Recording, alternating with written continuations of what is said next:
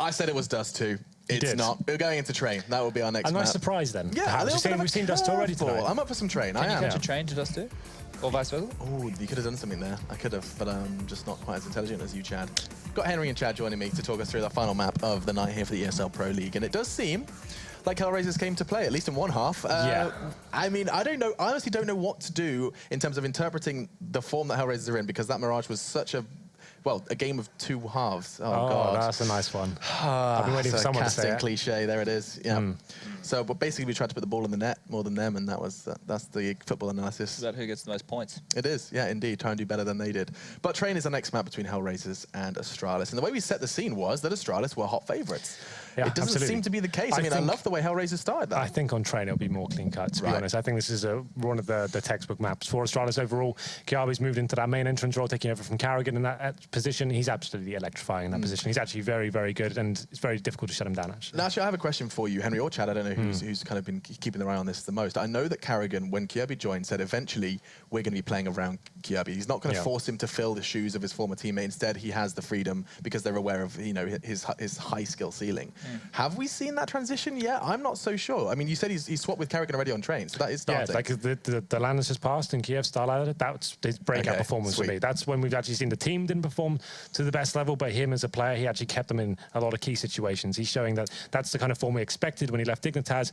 He was one of the hottest properties in CSGO at the time. And it was actually in DreamHack Leipzig, I think that was his breakout performance at Dignitas, and now it's been star ladder for Astralis. So it's actually quite exciting to see him returning to that form. He's been very quiet up until now, to be fair. I think it's been a very lackluster transfer. It seems like Dignitas have actually come up on top with Cajun B going to them, but Kiabi now starting to show his worth, which is nice because he is a very talented individual. Yeah, do you consider him so, hottest property at one point or another? He's still very young, he still has a lot of developing to do. He showed that he is a star in the past, and or he has the potential to be a star. And you see it in his performances. He has some really flashy rounds and does some amazing stuff. So if he grows into that role and he can be the carry player, I suppose, for Astralis, then yeah, they should base the team around him. But he's the nice little prospect, isn't he? A nice prospect. I mean, it seems like we have deviated from Device. Not my best work. It's late. We have kind of left him in the dark. It's been so long since we started talking about the world's best player or contender for it in the form of Device. Where has that discussion gone? That previous map on the first half was pretty non-existent. Him and Dupree, that double team combo didn't really arrive. Double Ds, yeah. They were struggling.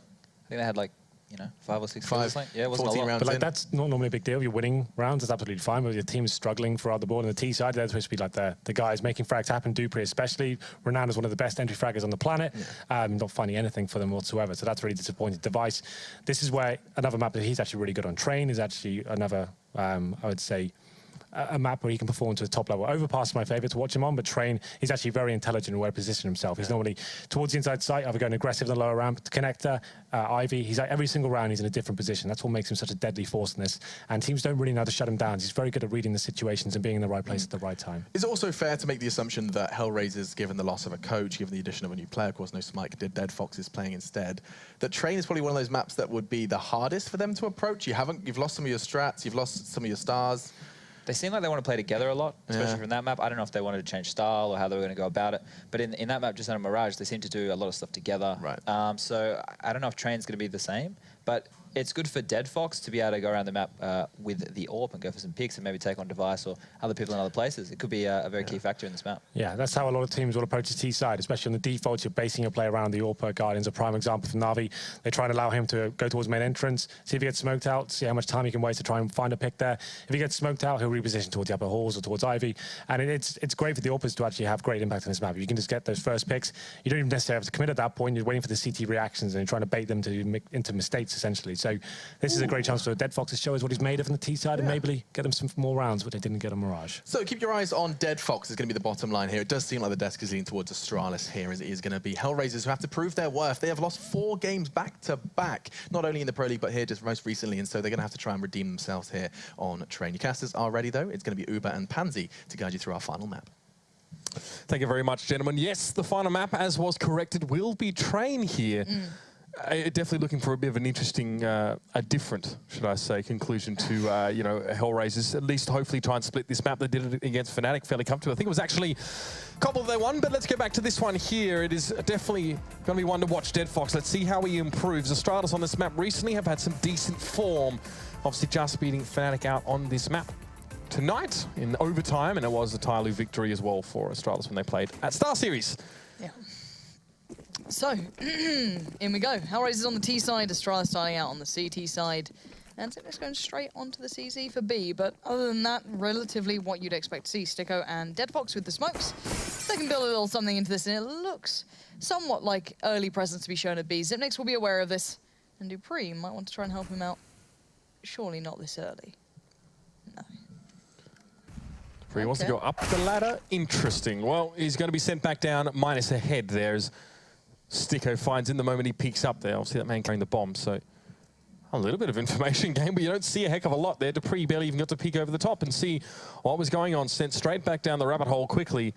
And Kirby was also set up down there as well. He will fall. So this is HellRaisers getting themselves a couple easy ones, but Zipnix in a good position here to get the backstab. He wants to catch Sticko as he goes down, just misses him. Somehow the great escape is completed. Sticko, or Houdini as we might want to call him, manages to get himself out of that situation, but Device, a clever little tap there, leaves the bomb loose, and now Astralis can re-establish hold up on this A site.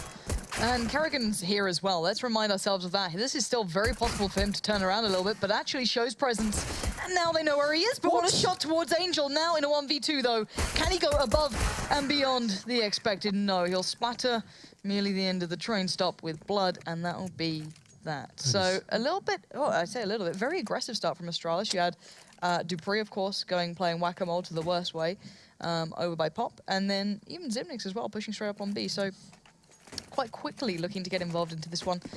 And for Astralis, a little bit of a purchase back here. So upgraded pistols, not much more than that, a grenade with Zipnix. And for HellRaisers, all rifles. So now we expect them to maybe take some more advanced positions over on the map there, perhaps similar to what we saw earlier on, but this time, again, it's not an even playing field in terms of the weaponry. Zipnix will be the only man for now over at this B site, and Device will eventually slither his way over in company of Dupree. Again, Zipnix trying to get early information, is sent packing now. Again, doesn't doesn't gain much for it here. Two players here still ready. Astralis want to take a little bit more tighter, closer positions. Device obviously can work here with the Deagle. Dupree gets nothing done with his. And Device does see some bodies fall, not in the way he would like them though, and he's backing away now with very low health. So far, HellRaisers keeping them at good range, not losing out on too much. HP's a little low, but they can weather a bit of the storm unless those headshots do start coming in. So the damage is being done, and Kerrigan stayed alive quite some time now. Death Fox does find Kirby, so finds one back here. And Kerrigan and Device, well, what can you do? I think it's time to back away. Exactly, because into the next round, you're not going to have much better than this. So again, looking to keep the economy as strong as they can at this point. And for HellRaisers as well, they're doing much better than their previous T side, so big improvement. I mean, here it's a bit different, I guess, at least in these last couple of rounds, where Astralis could sort of sit tight up on the sites on Mirage. They seem to want to go for a little bit more early information here. And it has proved costly, but this was a pistol force, bear that in mind. Does need to play out differently than your average gun round. Kerrigan does spot, I think it was a 0 over on the side or someone similar. He backs away over towards Ivy, and Device is going to be sat in spawn. There it is, bomb plant for HellRaisers coming through, which is important. Build up that economy, something they were severely lacking, as it was highlighted on the desk. They barely got a bomb plant throughout their entire T side. It was completely losing out on those opening jewels, not getting opening picks particularly, and if they did, it was incredibly costly. But as they went on the rifle purchase into the previous round, they need to be careful with their money here, maxing out about 3.9k on Dead Fox. It might be a little bit of time until it gets the orb, but we'll see how clean these rounds are. The two Eagles saved over could play a bit of a factor, but it's a standard 4-1 you get used to seeing here with Astralis. They can do that. Zipnix is normally very, very diligent at holding over by B, but this time it's Kerrigan. They split the numbers up, and actually it's working out very nicely. Device and Dupree, the D&D combo, coming up with what they need here. Behind E-Box there, Dupree for the moment. He will be challenged out. Molotov is going to shake him out of position, but still great start to the round for Astralis. Have the player advantage, still have two Deagles in play. Dupree does fall to the late nade coming in over towards Pop Dog, and HellRaisers take a bit more of an advanced position up there. As Bondig, the man on your screen, will make his way up topside now. Might just test me briefly. Kirby, this is maybe not a fight he really wants to take. The first shot was really the important one. Now he's given away his position, and Angel, well, trust Angel to want to try and finish the job, but he does. It is expensive for him health-wise, but still, he lives. Device and Kerrigan, the last two are alive from the previous round, who kept hold of those Deagles, have made this so much more costly for HellRaisers than they'd expect. Now, Device, still curious about maybe Ivy here. HellRaisers didn't really show much from the exchange between Angel there and Kirby, so still have to be aware there could be a factor of it coming A, could be a B hit, but they're down to 35 seconds now for HellRaisers. They have 2 smokes to play with, but they need to check the corners and be very diligent about it. That's a great step for them, for Angel at least, and Kerrigan will be found. So HellRaisers stabilize eventually after a rather turbulent start into that round, and they'll be okay now. Deadfox can get the AWP through as well now, which would be a really nice factor that we wanted to see come out, but Device also has one as well. So buys all around here. And while Astralis do have, decent utility, they've got the defuse kits because they've got a couple of kills throughout those rounds. So again, not the worst start in the world for them, but now they want to start getting everything on the board. Yeah, no, the buy is fine, I guess, for Astralis at this stage. Device doesn't really need to worry too much about his own utility.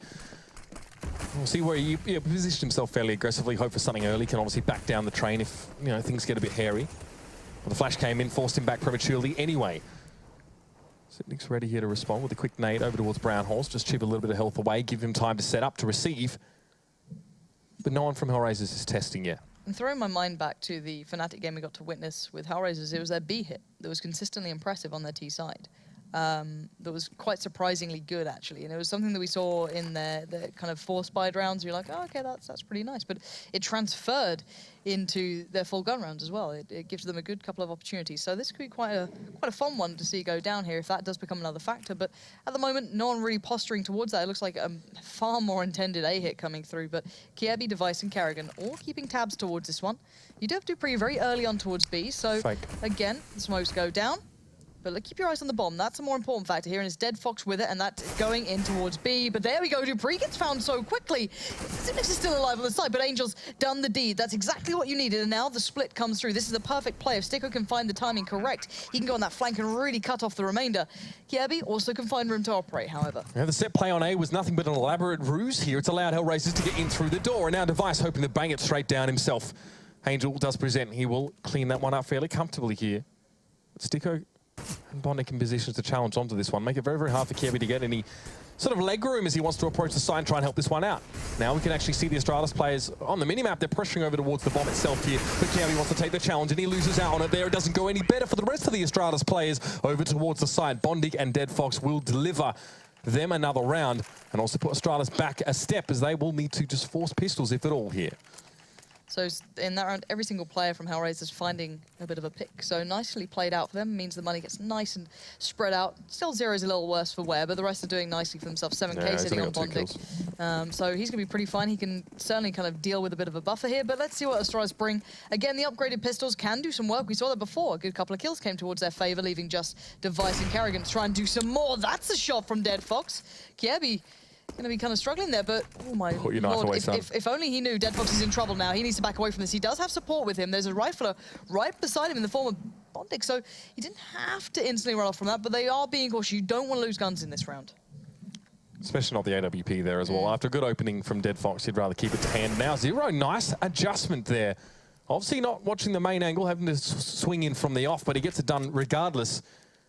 And now Astralis are wondering where they can sort of set themselves up to catch HellRaisers off. Their first few plays looking for the information early, as sort of hurt them in the pistol round, have fallen. I'm wondering if they can find anything here. I like this approach from HellRaisers. It's very cautious, it's very meticulous. Just checking every corner, you don't want to lose out. As I said, they've got the mollies to do so as well. They can go for that final big hit with that. You've got to watch their timing. They don't want to be flanked on. They don't want to give away much. But Zero's watching this, and he should keep watching this because CSGO timing is a real thing, and Kerrigan's going to be in trouble. 2 players about to peek in. Can't do much about that. Did tag up Bondic, but that's about all you're going to achieve. And instantly, Angel, just careful of the back. Is someone going to push up? Maybe trying to almost preemptively just turn from a flash there, but none was going to come through. It's just HellRaisers leisurely just traipsing their way down the corridor. Now, HellRaisers could have planted the bomb already. They're just making sure things are settled on this site. And Device and Dupree now have to play super long-range CS with nothing but CZ, so we may even try and see them sit. Yeah, considering Dupree in the previous rounds had been supporting on B very, very quickly with Xyp9x, that's not too surprising that maybe they were like, we haven't killed Dupree, he's still alive. Where is he? So you can see a little bit of time taken with that bomb plant, but it might just be them being very, very careful as to not give anything away. So at this point, they have 5 alive. Great deals of utility saved over. Look at that. Deadfox has pretty much everything, as does Bondic. Not had to expend it just yet. They took their time and they did exactly what was required. And there's no easy pickups here. Look how far back and look how I guess, regimented HellRaisers are being. They're being very careful, and they're going to back off from this together. So no chance to get guns away here for HellRaisers, excuse me, for Astralis. Very, very frustrating for Astralis there in this one. And rounds like this are exactly what's going to give you the buffer money-wise. Yeah. You know, coming to the next few rounds, you can see There's the 10K. even Zero, who was struggling for money, now has more than he needs, and all he has to do, and most of his teammates as well, is just replenish a bit more of that utility. So that's possibly the ideal situation here. We are probably going to jump straight into attack pause, I'd guess, from Astralis now. Technical. Oh, another one. Okay. Yeah, not sure what's going on with that. Hopefully that gets resolved nice and quickly, because we haven't seen much from Astralis yet. Their buy rounds kind of got swept aside. HellRaisers, I've got to be very honest. For me, I like their pace when it comes to this map. I like their approach to it, how they kind of pace themselves throughout. Very, very slow, but there's a little bit of punch that seems to come with Dead Fox now. I liked his play towards main. It was against a team who only had upgraded pistols, but you know, I liked the play. He went for it, nice little quick flick, and you know, you're seeing these explosive players really finding roles in what was previously more slow-paced, cautious teams. You look at, obviously, Na'Vi is the biggest example. Even NIP, once they started to play with Threat being the coach in that one, or in-game leader as such, they hit that methodical, slower pace, but Michael Ailey's kind of picked up a little bit where, you know, there's that bit of a gap with that explosive style. So quite a nice combination coming through so far. Not seen it come to too much of a challenge just yet for Dead Fox, but this could be the one where we see a little bit more coming back in. Astralis have had time to look at what HellRaisers are doing now. You know, they've had that little bit of time now. You know, good 5 rounds gone past, and they can go, okay, well, we know what they're kind of doing here. Got a good read. I want to see some of that CT aggression maybe refined a little here, because we saw, what, Dupree just kind of running up pop. Probably not going to work out. Or running into brown holes, you know. Yeah, it's just, I'd like a little refined, and then maybe we could have something quite interesting coming on. But again, at this point, it's still quite early into the game, but 5 rounds on the T side is nothing to be sneered at. This is very nice from HellRaisers. Yeah, we're seeing minimal play towards Ivy as well from HellRaisers. They're more than happy to just approach that B site. But again, you know, if you're looking at the form and you're saying, oh, look, HellRaisers have really recovered from this poor T side that we saw on Mirage, it's valuable to bear in mind that we've only really seen, what, the 1 gun round, maybe 2, but this would be one of the very few we've seen. So Astralis have a chance definitely to come back into this one and establish themselves. We haven't really seen enough. We don't have enough data to go off of to say that Astralis are in fact struggling on their CT side. Yeah, I mean, you know, you're not winning any of those eco rounds. Fair enough. You shouldn't really be winning too many of them anyway. And a map like Train, it can be a little bit harder to do that, especially with the angles you're forced to play from. Yeah, and let's bear in mind, Astralis have been the comeback kings recently. Their Fnatic game, just before this one, you said it earlier, they've had a lot of games to play out. So they've already pulled off 1 comeback against them. The previous map is a certain flagship of that sort of statement, and maybe they just want to do it here again, you know what I mean? They're like, we'll give them hope and then take it away from them. I don't necessarily agree that's the idea behind it, but I can imagine they can still easily recover. This is far from over. Yeah, I mean, and in the last map as well, it's worth noting that Kiabi was above and beyond one of the strongest performances on the side of Astralis there. Obviously, yet really to break into this game. Not really given the equipment to do so. But worth keeping an eye on him. Sticko also was very, very good for HellRaisers. So someone who I think has just generally been really, really good. I'm thinking back to the Fnatic series, even on Cash when his team was sort of losing. He really managed to make a lot of opportunities happen or materialize there just off the back of himself. So, you know, it's good to see the old hands, you know, your Stickos and your Angels really start to make things happen. Obviously, Bondic more recently coming over from Flipside. Still waiting to see him really establish. For me, I think Sticko's starting to become more and more of a standout player.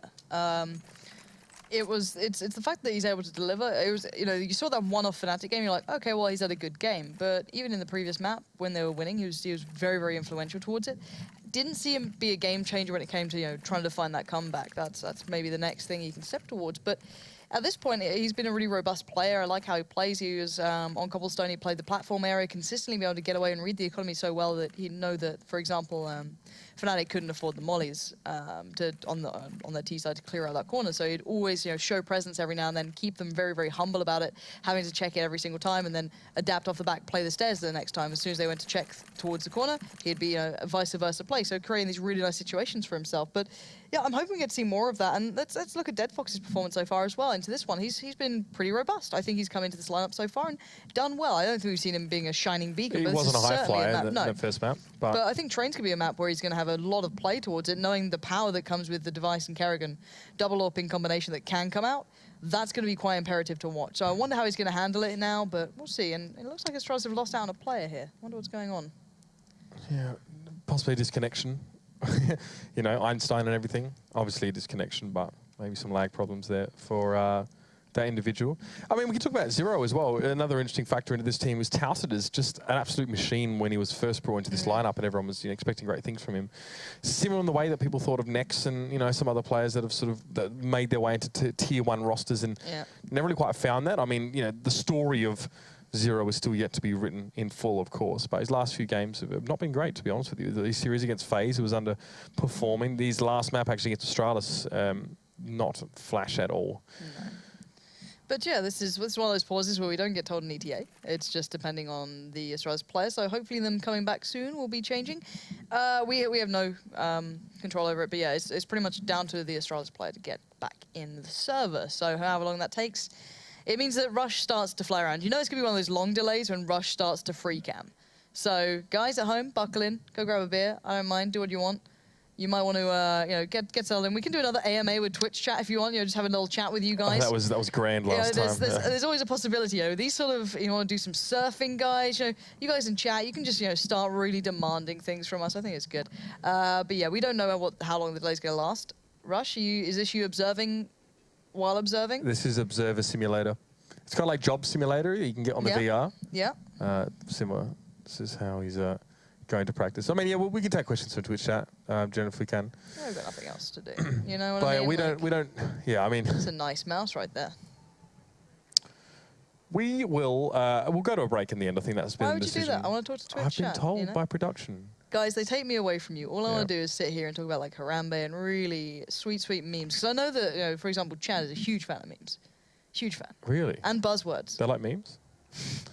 I don't know. Anyway. What? That's new. Anyway, okay, now you can watch this this levitating cart that tends to disappear for a bit. We're going to go to a break, and we are going to show you some spicy community plays. Actually, some decent ones in there this week, so enjoy.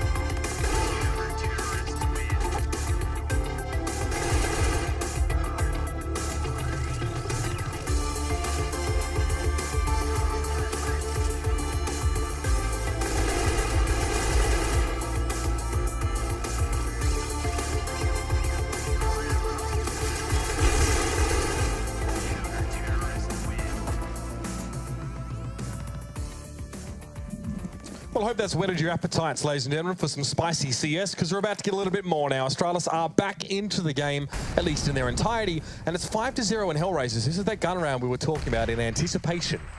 Yeah, for Astralis, there are really some humongous plays coming out of this one. They really need to pick up pretty much ball-tearing plays. That's it, exactly. They just need to pick up a little bit more here. They started off on a bit of a low start, so now it's time to refresh yourselves, get back in the server, and get this one building up for yourselves. And there's Dead Fox already looking for opportunities down by Ivy. Carrigan and Gibby could have been possible targets, but not going to be the case. It's actually Bondic pushing forward, trying to get a bit more of an aggressive angle here. Yeah, so I wanted to see what would sort of happen around that Ivy area, if anything at all. But so far in this round, it's just Angel actually just holding vigil.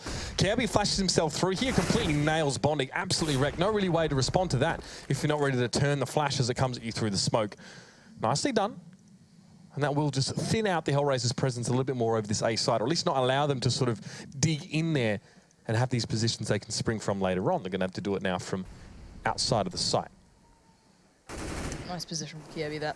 Gonna get away with that one. No one to try and press the issue from HellRaisers, ready to punish for that. And Okay, just Kirby. All right. just in time. Yeah, Kirby's having a bit of a monster moment here.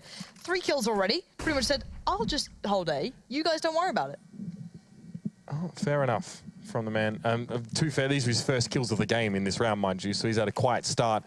Good time to wake up, no doubt about it. Now, Zero and Deadfox, well, a pittance, I guess, of utility to really work with here, considering there's only 2 of them. But they're going to go for this big site anyway. Zipnix just keeps himself hidden, doesn't show, and then really brings the curtain down on Deadfox and Zero there. Nicely done. Does obviously affect them with that Molotov, make it a little bit easier. And Astralis, well, made that one look very, very simple. A cakewalk even, with Kirby opening the door for them quite comfortably. Kirby just, what a nuts round from him. Like, those 3 kills are just game-changing sort of things. And he was having a very quiet start. I pointed out at the beginning, he hadn't got off to the big beginning. He had a good game on Mirage, but it certainly wasn't the building blocks that we expected coming into this one. But there it is. Now, HellRaisers built up that buffer, though. They had the perfect start to this one, so they can buy back in. And look at Angel, the aggressor himself, looking for any opportunity, any pixel out of place to punish. And there's 3 players around him that he can certainly find. A little bit of play towards Kirby, not going to be allowed to begin what he did in the last round. Nice. As now Angel takes a further step. Can he find these players? One's up in heaven over there. I think that's Dupree playing towards it. Device towards Connector. There's a lot of Astralis players here. They need to get this one going now, HellRaisers. They need to find these frags. You can't slow down at this point. Device lurks in the depths and finds Bondit. Yeah, that's right. Oh, Zipnix actually gets that spray down there. Device, we thought it might have been him, but Zipnix off for a little bit of a side angle. Also able to assist and stop the fight from going on. There were 7 or 8 smokes on the map to start with. That's how much HellRaisers were intent to get on towards the site. And of course, Astralis keen to try and lock them out. Otherwise, they fester like a wound in on the A site, and eventually they will come for you. But Angel, the instigator, started things off nicely earlier on. He's in a position to do some damage here. But he allows Deadfox to fall as he tries to leap upon that train and make something happen. It's going to be Zero. A pop flash, but no follow-up. And Angel, they're both split diagonally across this site up against 3 Astralis players, both of whose positions are being kept fairly well covered at this stage, especially Zero. He knows he'll be peeking into a bit of a conundrum here at this stage. He sees the bomb, he sees no one attending it directly, but he knows Astralis are waiting for him to push. Aegis is trying to bait out, trying to give Zero a chance to move or get out to assist him, but nothing came from it. Yeah, he's pretty much stuck left, right, and center. This player is watching Astralis get their second. Now, between Zipnix and Device, they caught that one. I thought when Angel just burst through towards it, that was going to be the gate open. That could have been the floodgates really coming through, but HellRaisers couldn't get the bomb plant. They couldn't find any other kills. The crossfires that are already set up by Astralis really locked it out. So a tough one now for HellRaisers. Goodbye coming back in, and actually the double AWP presence. Now, curious who's going to pick that one up here. I think they're not particularly sure either. Angel. So Angel and Deadfox going to be running that. So HellRaisers, that's kind of a bit of a giveaway here. Angel might look for an early peek on towards Ivy, then a sort of follow up on that one as he approaches. Carrigan, of course, with the AWP in Ivy is a very common spot to see that one there, as he can sort of assist as well towards tunnels. Won't see a heck of a lot of action, though, for the moment here. Angel does want to test, though. He would like to go down. Just in case someone's tucked around the corner, excuse me. No one is there. Carrigan just waiting on the angle. Give me a flash in. This will force Carrigan back towards the side. Enough time for the man to come back in for the repeat, though. So still need to be careful. And Zipnix does spot out a couple of players coming towards B. Still, no way for Astralis to really know where the true intent for HellRaisers is in this round. And Angel wins out there at Ivy. That's big. That's an opener here. That's going to force Astralis now into action over on this A side. Kirby comes forward, hoping to cut maybe a rotation off, or anyone for that matter. Smokes himself, walks through, finds himself a little niche amongst the clouds, but won't see too much else for the meantime. And Deadfox finds Zipnix there as he peeked on towards Brown Holes. And that's the important one. That's the site now open. It means the Device has to rotate. Now, of course, HellRaisers don't know that yet. They don't know that the site is completely clear. There's been occasionally 2 players playing it, but they're going to take the risk. This is that hit that I really like from them. Smokes up, plays coming in. There is a player towards that upper kind of catwalk area, but Device not going to spot him out, but he does find Bondic. The bomb is now on the site. It's a 3v3. We've got a molly with Deadfox and a flash in the hands of Zero. On the other side, only flashes. So again, no smokes to kind of work that one out if there is the molly put down, but Deadfox, bit of a worth his weight in gold at this point. Down to the 2v2 though, he still has to be relevant to this round. And Zero needs to be doing something as well from uppers there. He's allowing his teammates to fall, and he hasn't really had a peek in. Not even a look in towards the side. Finds Kirby now. No Molotov left to delay this one. So it's going to have to pop flash himself out there, but Dupree sort of beats him to the punch there. That was Zero's flash that Dupree didn't even see. And the Molotov now in this dictates that Zero has to sort of go around or run through. He could do that, a bit of a ballsy play, but no. Zero goes around. He's got to hit the shot instantly. It's going to be right about there. There it is. Zero just about makes it in time, right around the site. That was Ooh, a little close. Yeah, I mean, again, how do you know if they're faking? You know, he could have pushed through the Molotov there and gone for a bit of a play, but already been low health from that. And if it was a fake, it wouldn't have worked out. So nice by Zero just to bide his time there and give his team the round. Still Astralis, not yet a settled economy, Lauren. Mag 7 for Dupree. 3 guesses where he's headed. Yeah, hopefully this time doesn't go up the ladder itself, but you can go, actually, to be fair, do what you want with the Mag 7. Those things Your effective annoyingly range viable. is longer than you realise sometimes. Yeah, it's really obnoxious with the shotguns at the moment. But, Blame Splice for that.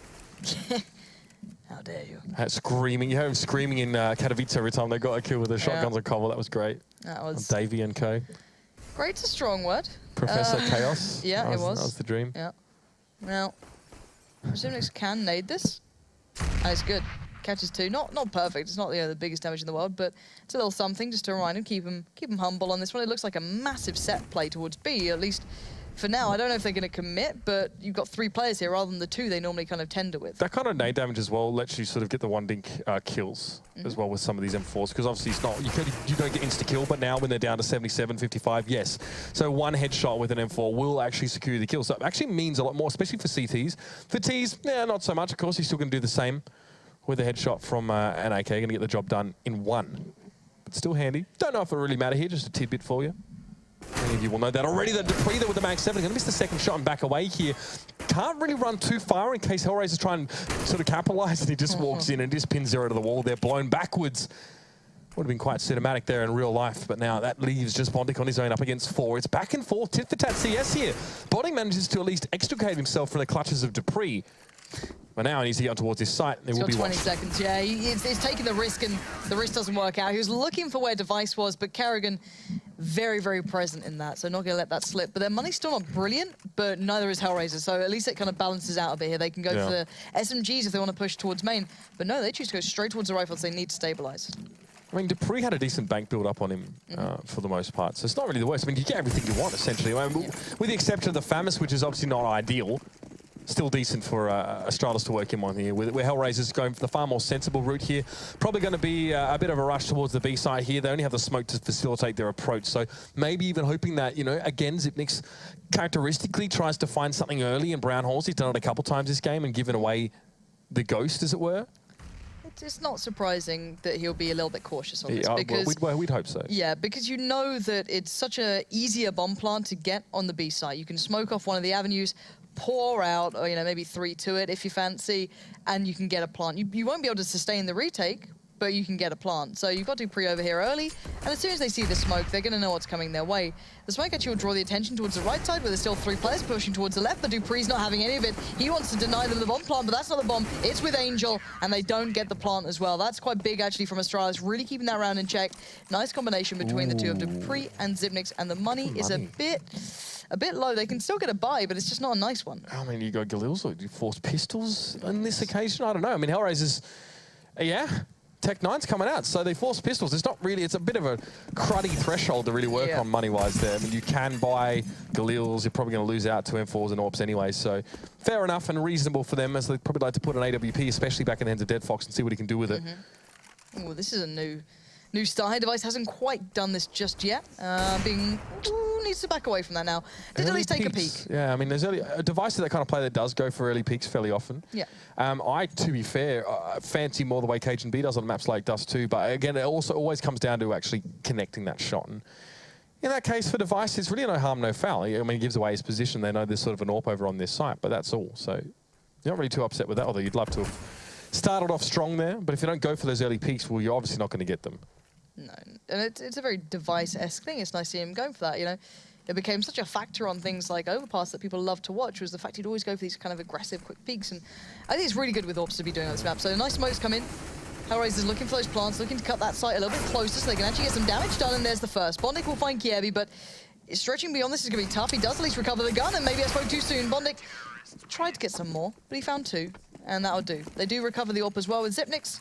And for Astralis, they've got good money, 10k sitting on Dupree. Yeah, I mean, and Kirby lost to FAMAS there, so not really the end of the world. Rebuying for this stuff, for the most part, actually, it's just a couple of M4s, so you're happy with that, indeed.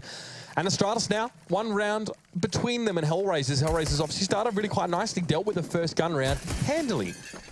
And now, since then, it's very much been back and forth as Astralis brought back in on that 6th round and managed to win it out.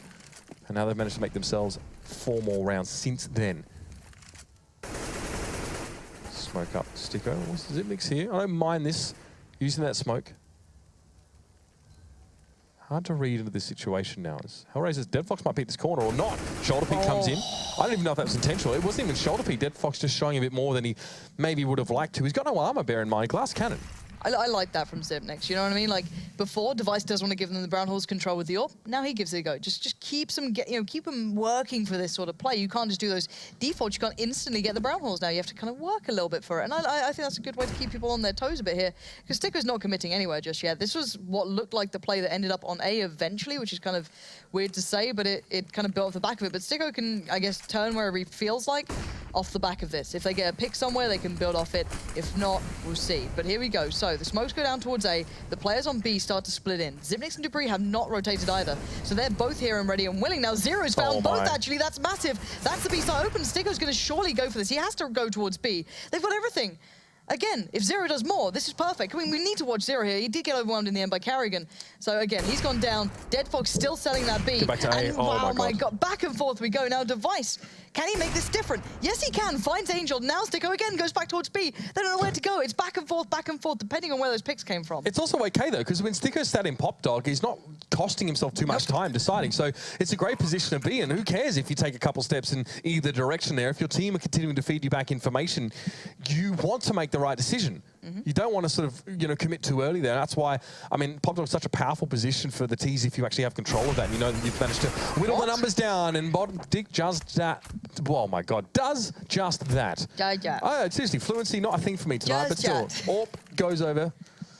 And to be fair, I'm a little taken back from that shot not landing from Device. That looked kind of on him. I don't know if it was. Well, I don't the problem is I was halfway to saying that he was going to get the kill. That's what wrecked me, and then Bonnet came through. So you can't get ahead of yourself in CS. It's one of the games where very interesting results get thrown in your face quite often. Yes, but yeah, kind of interesting. But HellRaisers back in a position of power is a strong word, but they're back in a position where they can challenge this one out. Good T-side so far. 7 rounds on the T-side is nothing to be sneered at, but sneered at? What on earth am I saying? That's the German now coming in.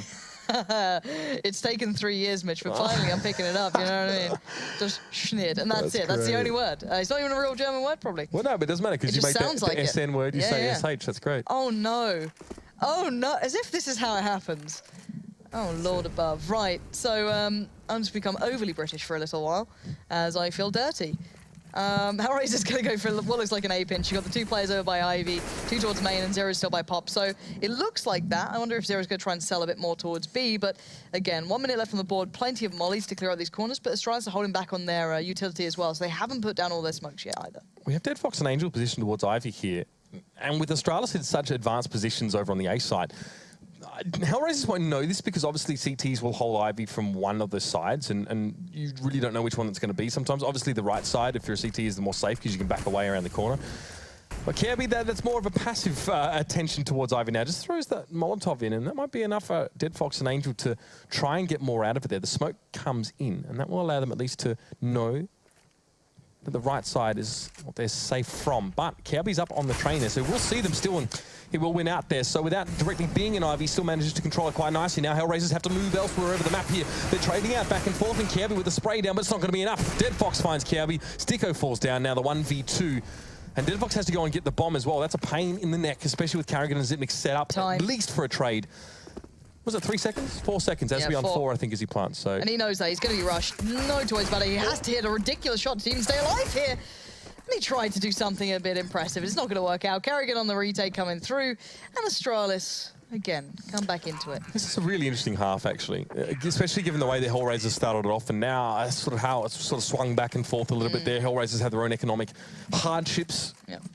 Again, I would say that we're looking at that now. I mean, 5,800 on towards Bondic can probably spare some weapons for his teammates, but it's possibly unlikely that he does that. Would he go for a clean eco here would be interesting. Wait. Yeah, okay. Not quite. Weird little purchase. So a scout or 2 and no utility. One smoke on Bondic. So that's what they've got here. Carrigan might just go and ruin their hopes and dreams at this point. Just like, no. First time he's done this, actually, all game. But he knows, obviously, they're saving through, so... Oh, lovely. Absolutely lovely towards DeadFox. So that could have gone a bit dangerous, but really, we're just handling it very, very swiftly. Absolutely love that. So now 3 left for HellRaisers. Limited options. Bomb still pretty much near spawn. Not going to get much play out of this one, Sticko. You got to be hoping for a little bit more than you're going to get. And Carrigan tested again over by Ivy, however. Yeah, I mean, this is kind of the first time it's happened to him. I kind of like the idea of Astralis having a very hands-off approach to Ivy control and then putting Carrigan straight up there to catch them off there. You know, as if HellRaisers maybe had an idea that we can actually get through here. Maybe their default setup doesn't involve having an AWP here at the moment. Maybe they want to have more presence forward on A.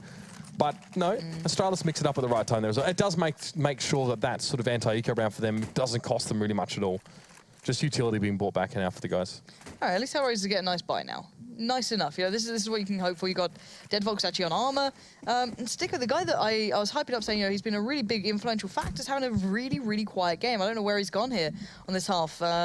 Not good. Not good at all. So a little disappointing. Device going to go for the info over by the Brown Horse, and he's going to find Sticker. And if the odds were going to stick to the way that you'd expect, Sticker would have fallen there. But it might be Zipnix to do that sort of work for him. And I looked a little bit like lag then, but no, Zipnix will be able to back away from that.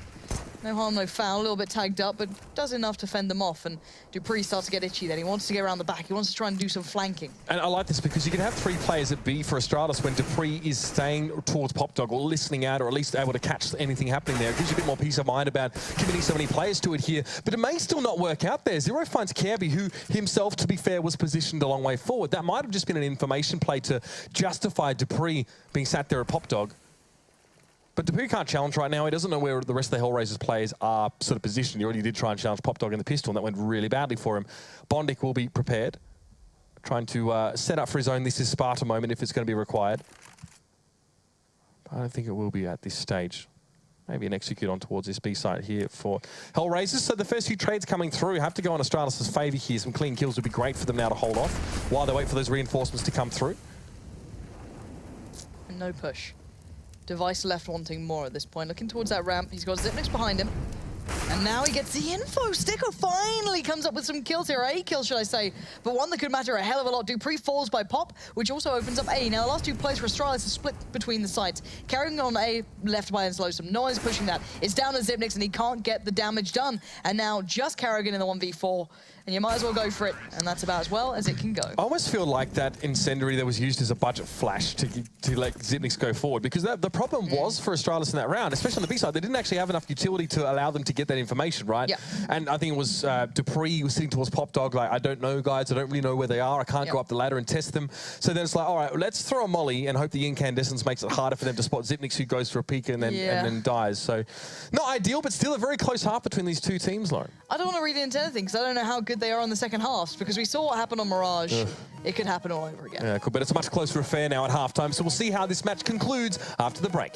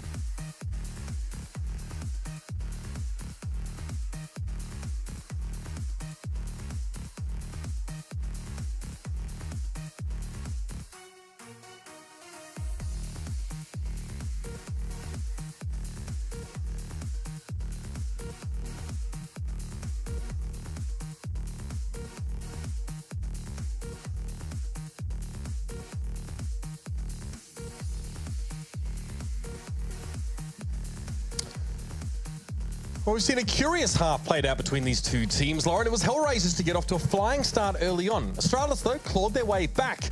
And a bit of an interesting round at the end of the half there does give us a very tight scoreline at 8-7 in favour of HellRaisers. Yeah, but again, after Mirage, I'm not going to read into anything. After seeing, you know, such a drastic change from a team from one half to another, I've got to hope that HellRaisers can keep this up so we get a nice competitive matchup. For me, I'd still say that, you know, Astralis overall, you've got to assume they'll come into this being the better team. They should have far more played out, written into their heads. You know, let's bear in mind that HellRaisers have come in with a new player. DevFox has just come in and joined up. So, you know, things should be different. It shouldn't be able to kind of go this one-sided. So, well, not even one-sided, but, you know, this close, this competitive.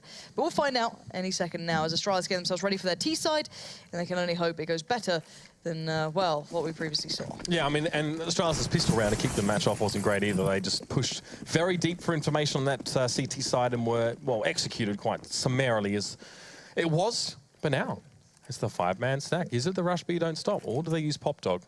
That will be the interesting question here. Oh, it looks Fairly like advanced positioning here. Just a contact play. Here we go. Yeah. So literally just stepping in, contact play towards B. Works out. And HellRaisers actually have 2 players waiting though. That's the next problem. I don't know if they're going to commit, and now they scatter. Like, I like it. just like hands just go quickly towards one place and then get the pick and back away. Make it, you know, start legging it elsewhere, and that's actually going out pretty well for them so far.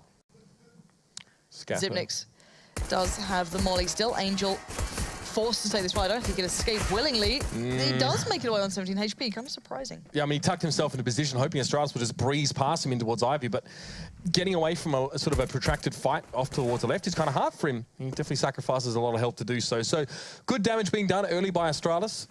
Still haven't committed to a side, though, but that's sort of fine. They've got 50 seconds left to go, and even now DeadFox being challenged out. Carrigan, though, tries to sidle away as to give himself up, but it's allowing Dupree at least to come in and get the kill.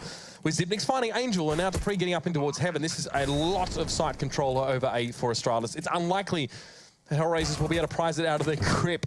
0 there. That's the Filipino diving team special, that one. Nice work. And now Bondic left on his own. If you haven't seen the Filipino diving bloopers, you should definitely YouTube them. They're absolutely fantastic. But Bondic now in a 1v3, making it 1v3 after he takes down Kirby at least. But no, Dupree not going to allow this to get any further out of hand. And Astralis take the pistol. They equalise the score for the first time since the very first round. There we go. So Astralis is going to go straight towards the rifles on 2. I wonder where the others. An SMG on Carrigan. Considering that when HellRaisers picked up the first, they went straight towards the Galils and the rifles. No SMG to be found, so they went for that, you know, straight up start. Xyp9x, he's got the UMP. Okay, so UMPs, a couple of rifles here and there, not too much else. And on the other side, just upgraded pistols. You got the Deagle coming out. DeadFox absconding from buying into this because he wants to get the AWP as early as he can. Completely fair by me. Don't mind him on that. And Astralis going for a big hit towards A. 3 down Ivy, 2 through T main, and now DeadFox surrounded. Can't do much with that, and you want to get those SMGs building up the kills first and foremostly, but Dupree fancies a bit of a time in the spotlight, catching 2, leaving 0 and Angel reeling. Well, it's shoot to kill for Dupree. It doesn't really matter if it's less money for him whilst they secure the round, because Astralis definitely need them right now. Angel, though, going to shut Kirby right on down. It's going to be a bullet to the brain. Put him right back into the next round. Now it's still only 2 players for the Astralis to work into this situation, and honestly not great. They're really just hoping to sit back and find some kills. They got no intention really of testing the bomb. They don't have any kits bought into this round as it was that pistol forced to follow. So whatever they can get here is a bonus from here on out. The round is essentially lost. Cheeky UMP pick up there for Angel. And I love the way Device is throwing away his AK so he doesn't lose it at this point. He threw it far enough that if he lost the fight, it'd be such a long run that they wouldn't be able to recover it. He did win out with the USPS in the end and collects his rifle and heads back around. So 0 will be able to stay alive with the CZ. There's nothing else he can hope for to go out of this round with. No chance of a defuse, and none of the Astralis going towards his way. So he does at least get the UMP, which I guess is a little bit of silver lining. Little bit. Yes. Well, it was 7-7 in the first half, by the way, so 8-8 wasn't the first time the game was even, but it just sounds nicer to say that way. Bit of a brain fart, but that's the way it goes. UMP, though, for 0. I don't even know if Astralis sort of realised that 0 didn't pick, or whoever picked that up, it wasn't 0, it was Angel, didn't pick that up until later on. Maybe that's why Device was wanting to still challenge and throwing away the AK. Doesn't matter, though, now, as this is fairly aggressive positioning on the CT side here for HellRaisers, hoping to put these pistols to good use. If it works out, well, Astralis are going to make minimal progress here, but Kirby already prepared for this, already checking. I actually like this from a CT side. I like the way you have to force something to happen, right? You have to make the play. You got pistols. What else are you gonna do?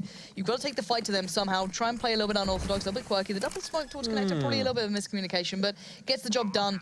It's all you need. They've got the bomb plant now. Now they need to be a little bit careful because they haven't seen anyone else from HellRaisers. So you can make the assumption that it was probably a B stack, but then Kerrigan's here, so it's like, where are you guys? So caution aplenty from Astralis. Even just not seeing them will give them a... Oh, lovely shallow. Very accurate over all those shots. Yeah, lovely. Get yourself a gun for your trouble there, Sticko. Nicely played. Does have himself there. He's having to work in with it. But now Astralis, what's going to be the full contact here? No. And for HellRaisers, it goes heavily in their favour. Of course, the bomb ticking away, but that is just messy. That corner of massacre, we'll call it for now. But Sticko now has to challenge close up with this SMG. Able to throw the flash in, but that bomb's going to go up regardless here. He's the guardian of the guns. He doesn't allow Sticko to get it, and the bomb will do the job for him. But I love the way Dupree was holding that angle, and Kiebi was like, I'm just going to go and fight them. Like, banged it around the corner, and Dupree tried to join him and just got taken down at the end because of that. Absolutely glorious. But 10-8 being the scoreline. Money not as good as it could have been for Astralis, because they could have really kept hold of some of those guns, but HellRaisers making it costly there eventually after that. A little bit of a foray, let's say, last round. But big buy coming in. This is the one we want to be seeing. What does Device do? What does Dead Fox do? Do they get that instant battle? Dead Fox is watching the back of Ivy, so he's at the back of Ivy, so he could take a little bit of a swing and a pee. Careful, Dead Fox, just going into the angles a little bit. Mental, if I'm honest. Now Dupree's got himself out already, man. That's gorgeous. Finding Angel straight away. A little bit of his own medicine there. And now he's sat on that side. He's festering away, right? HellRaisers need to deal with him. They need to sort of dig him out of there very, very quickly. Otherwise, there are going to be more Astralis players creeping into position. Dead Fox puts himself in a compromising spot. Then the Molotovs actually dictated his movement into the corner. He couldn't back away towards the left or down the corridor around the side. And now HellRaisers, not a kill in this round. The gun round that was supposed to really get them back into this one, or keep it competitive at the very least, to try and limit the economy building up for Astralis. Might not be a possibility, but Sticko still gets himself two. There goes up towards heaven, pretty predictable positioning, and Care be able to take him out. 0 falls there. 2 casualties on the side of Astralis, but not a heck of a lot else. And HellRaisers, well, you can see that they are definitely going to be digging in the pockets for the spare change. Right, so HellRaisers, money not looking good. Getting a couple of flashbacks, having a little bit of a consider of what's going to go on here. What can they do? Because last time they were pretty successful at making it costly towards Astralis, but I don't know if HellRaisers can do that twice. Surely not. They are going to go for that same B style, style stack for players heading up. Just one kind of saying, "Hey guys, we're still at A, I promise you." Not the case, but Astralis seem aware of this now. They are keeping this one well and truly in mind. And again, much the same from HellRaisers with this aggressive positioning here on the CT side. Now, last time was Kirby in this position, and he didn't actually know this was happening. He didn't push it far enough down Brown Halls to actually discover what was waiting for him. So for Dupree, again, an intuition, an expectation of maybe some advanced positioning from the HellRaisers. He's not wrong, but he won't have that confirmation necessarily here. And I don't know if the HellRaisers are really going to try and forge ahead for more information. I mean, it's a bit annoying now. You've got 4 players committed, and you actually don't know what's happening. With Angel in Ivy. Astralis giving this round the respect it deserves, though, it's safe to say. As Mixon Dupree may just test this. Losing both those bodies for Astralis wouldn't be a great start to the round, and give HellRaisers a couple of guns in hand. Now, somewhat of an execute over towards A. At least just a flash thrown in here. So it won't actually change HellRaisers' minds. They're staying put for the moment here. Going to allow Astralis to work in. If they need to play a retake with these pistols, I guess they're just going to have to resign themselves to it. Nice approach from Astralis, taking their time, see if there was a push, using their mollies and smokes to create the chance to get a clean entry towards the site. They've not lost down a single player yet. The retake probably wouldn't get... Oh, Zipnix, don't do that. Don't do that. Just listen to the the fabled tale of Dupree going up there. You know what happens. Yeah, it's just annoying. It's frustrating for Astralis because they have no idea what HellRaisers are doing. And they can probably conject to a reasonable degree that they were all set on the B site. Obviously, now they have control of A. That very much is a certainty. But sometimes not knowing is quite frustrating, even if they're not shooting you at the time. So HellRaisers is doing absolutely nothing except just jostling themselves into a better position here. And Astralis just back out. What a weird... this is a bizarre round. Did anyone take damage? So Dupree took some damage, as did Angel, but that's it. Before the bomb plant, I don't think anyone took any damage. And there we go. Finally, someone dies. That's it. So that was basically a round 1 with no one dying. Very interesting to see Counter-Strike play out in that, mate.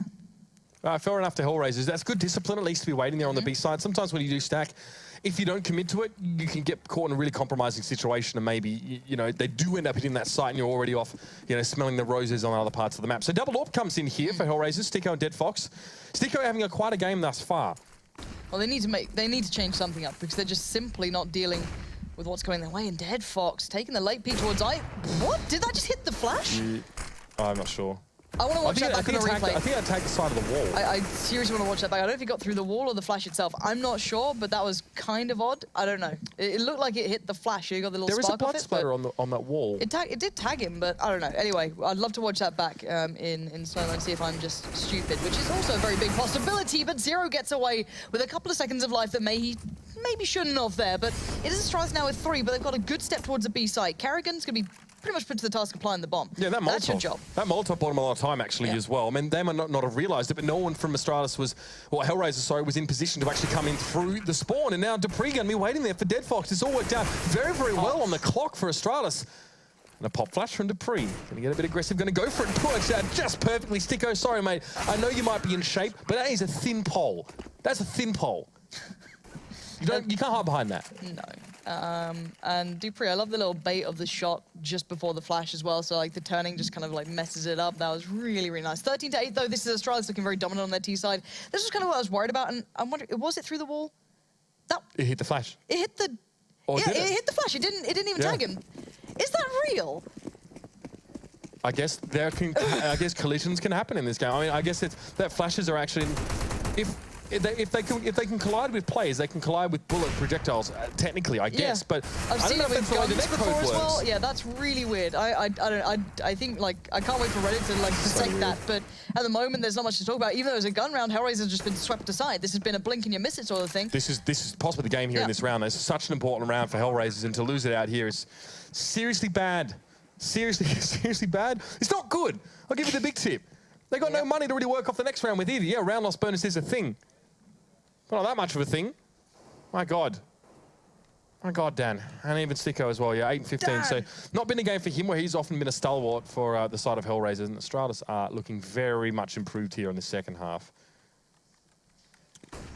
Zero wants to try and hold onto his gun. Oh, this is nasty. This is just like a Saw movie here. Gives him the idea he might be able to escape. He's probably going to be shut down, and he does. And the flames will consume him and leave not a trace.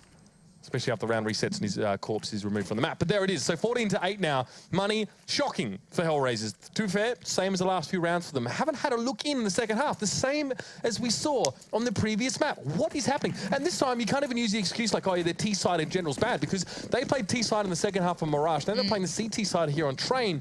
Both times, they just run out of gas. Yeah, I don't know what's going on in this. This is why I do want to get excited, right? I was sat there just going, because for some reason they don't seem to have the longevity. Whereas Astralis have actually buckled down. It's kind of weird. Normally, you know, Astralis, you can fame them for all their quote-unquote chokes, but at the moment they're just going through the motions. They've got those really impactful hits going down towards A. You know, they've been doing really well. Kerrigan checks out the corners, doesn't become sloppy in that aspect, finds Angel. But now timing could be a factor for Device here. Can't land the jumping orb, thankfully.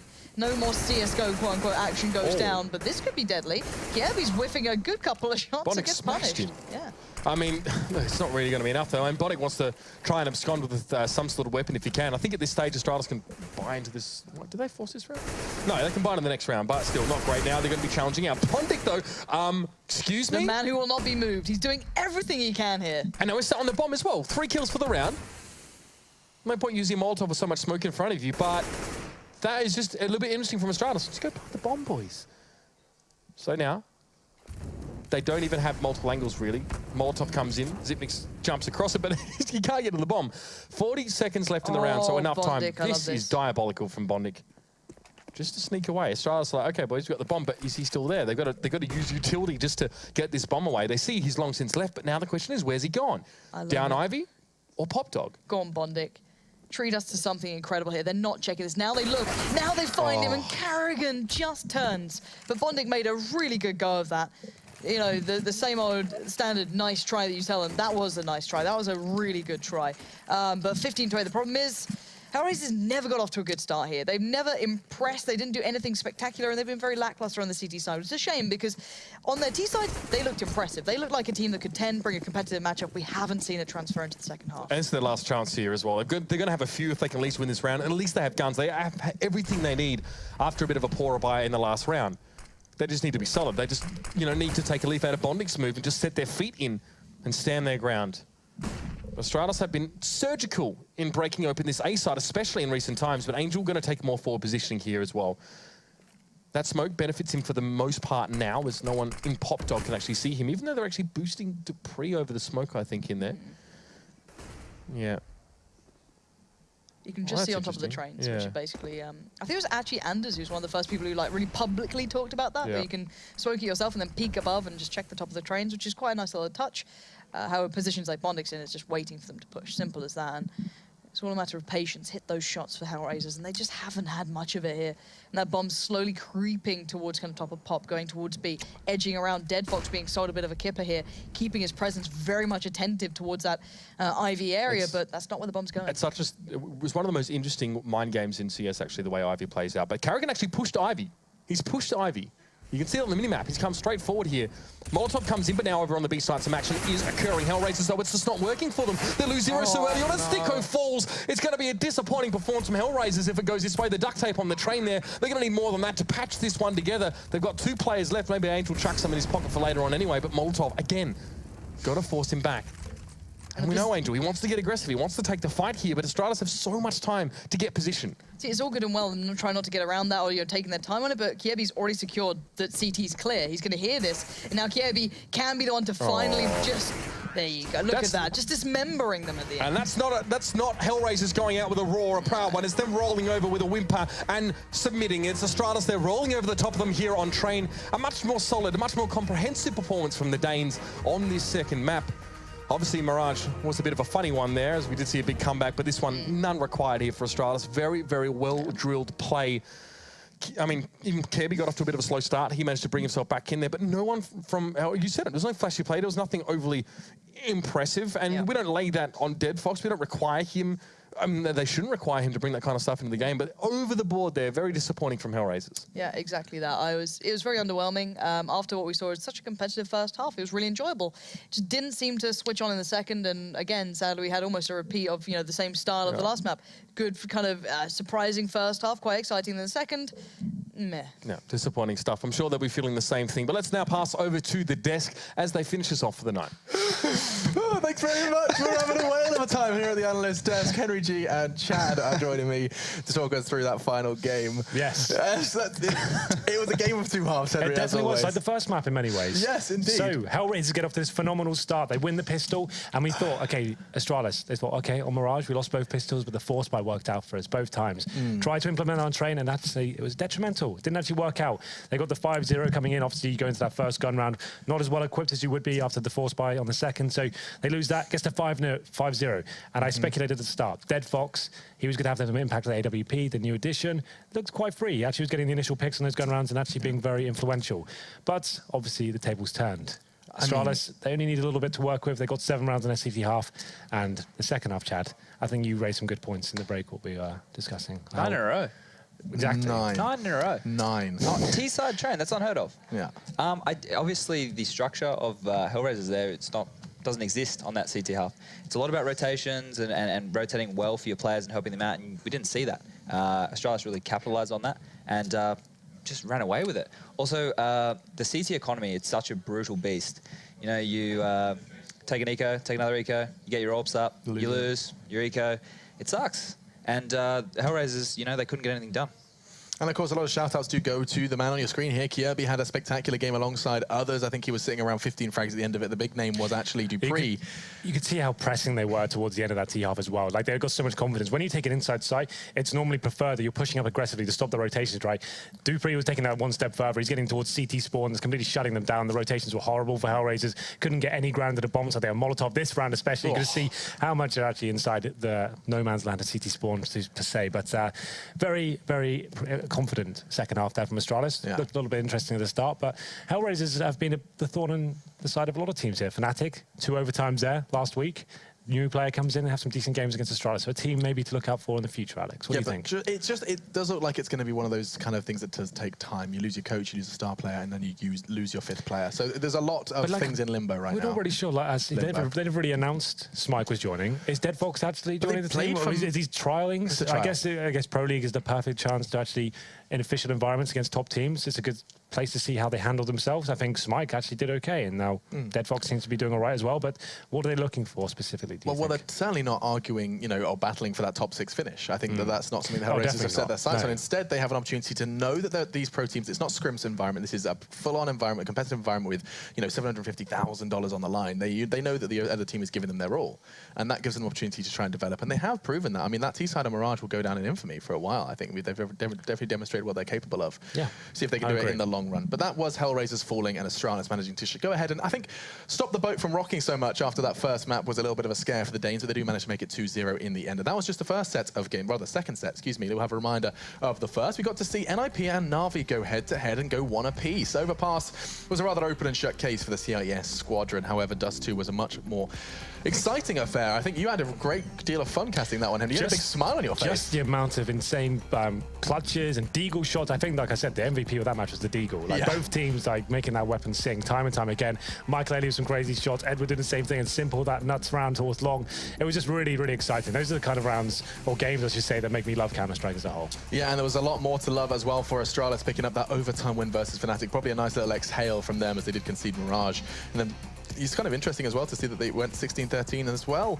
Both Mirages this time in the Pro League, both on and off stream. For the Penta and G2 affair as well, it's worth noting, I know it has just disappeared from your screens, but again, Penta pushing the best. They keep it, double digits, keeping it respectable. Competitive, however, look at that scary double digits. That is going to be their 10th loss now on the board for the Pro League. And so there is a couple at the bottom of the barrel. It's still 2 wins more than Flipside though. Definitely. Penta were one of the first teams to come in from Premier and trying to hold their own. I think they're doing a reasonable job. As long as they post respectable results, they're not getting battered every single game. They're definitely not on the level of 90% of these teams within the Pro League. So they're doing a good job. And they're just kind of on the cusp of Tier 2, Tier 3, and they're actually providing promising results each time. So it's a great place for them to improve as well. And not forgetting, of course, at that 8th spot, you see Na'Vi conceding their first loss today. We witnessed that on Dust 2. Great game. And we're taking 6 teams now, Alex, aren't we? That's correct. So that's just a nice little note from today. Nice little note that we did learn was, of course, announced at the start of the stream. 6 teams from Europe and 6 teams from North America, which is where you're going next. Let's go ahead and show you them. Ooh, CLG and NRG going to be starting things off. And upon following that one, you get to see more and more of the Renegades, this time clashing with Echo Fox, seeing some headshots and such. SK and Complexity meet on the second stream alongside Liquid and E-United. So that's all going down in the Americas. And it is the Americas, or the rest, as Chad so beautifully put. The rest. Tuesday is when you get to see us next. And you get to see Mouse versus Navi. Now that should be a good one. Now, why are you saying that, Chad? Mouse is showing amazing form lately. With Oscar, everything seems to be working, and Navi as well, 7-1, there'd be maybe a clash of the Titans right there. It certainly would be. And talking of ex-Titan, we have G2 and NIP going head-to-head alongside HR and Dignitas. So lots of excitement going down on Tuesday. That's match day 17. And now we need to start packing our suitcases. We've got a plane to catch. Got a holiday. Yeah. We're going to go hack some dreams over in Romania.